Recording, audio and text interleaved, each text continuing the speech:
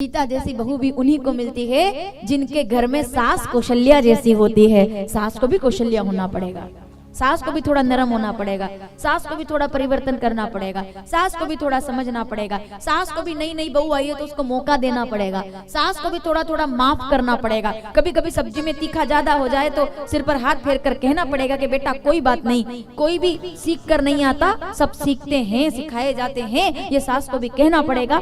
दोनों हाथ से ताली बजेगी, सब ठीक होगा। समझ गए आप? तो माता कौशल्या प्रतीक्षा कर रही है, चंद्रमुखी आए। अब एक घर में आए तो चंद्रमुखी, जो 5 बजे उठे, 8 बजे भी उठ जाए तो सूरजमुखी, एक उठती है 11 बजे।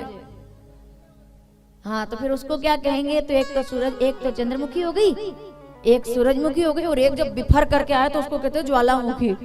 फिर वो ज्वालामुखी बन के आती है।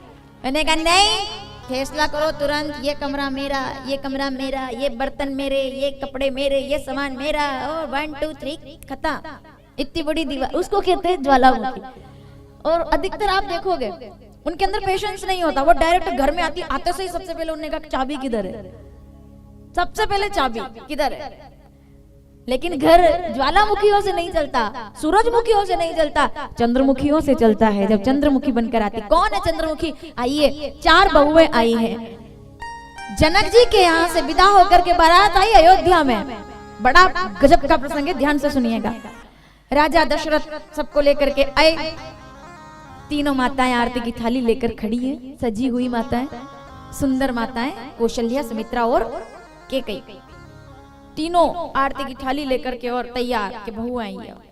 ठीक है, राजा दशरथ आए, ढोल नगाड़े बज रहे, बहू आ गई, बहू आ गई। कौशल्या जी ने जैसे देखा राम आ गए, श्री राम ने जैसे प्रणाम किया माँ, और जैसे प्रणाम किया तो माता की आंखों से आंसू और हृदय में जैसे कि दूध छलक आया हो अपने बेटे को देखकर। इतना प्रेम करती थी वो।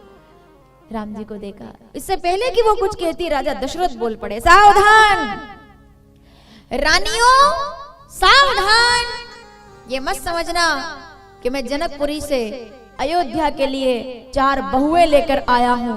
नहीं, मैं जनकपुरी से बहुएं लेकर नहीं आया, मैं अयोध्या की 4 बेटियां लेकर के आया हूं। इनको बेटियों के समान रखना। ये दूसरे घर की 9 वधुएं हैं, इनको बेटियों के समान, जैसे आंखें रखती है तारे को, पलके रखती है ना, ऐसे ऐसे पलकों के समान रखना। रानी, इनको बेटियों के समान प्रेम देना, इनको कभी कोई कष्ट ना हो, इनकी आंखों में आंसू ना हो, क्योंकि सावधान, सीने से निकाल कर अपनी जान देता है, भाग्यशाली होता है वो पिता जो कन्यादान देता है। मैंने इनके पिता को रोते हुए देखा है, जिन्होंने इनको पाल पोस कर बड़ा किया है। इन पर कोई भार मत डालना, इनको दुख मत देना, क्योंकि इनके पिता ने इनको विदा करते हुए कहा था, बाबुल की दुआएं लेती जा।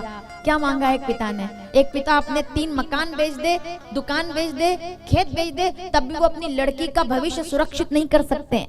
जरूरी नहीं है कि उसने सब दे दिया तो उससे वो लड़की सुरक्षित हो जाएगी या व्यवस्थित हो जाएगी, वरना इससे बड़ा उदाहरण नहीं है कोई।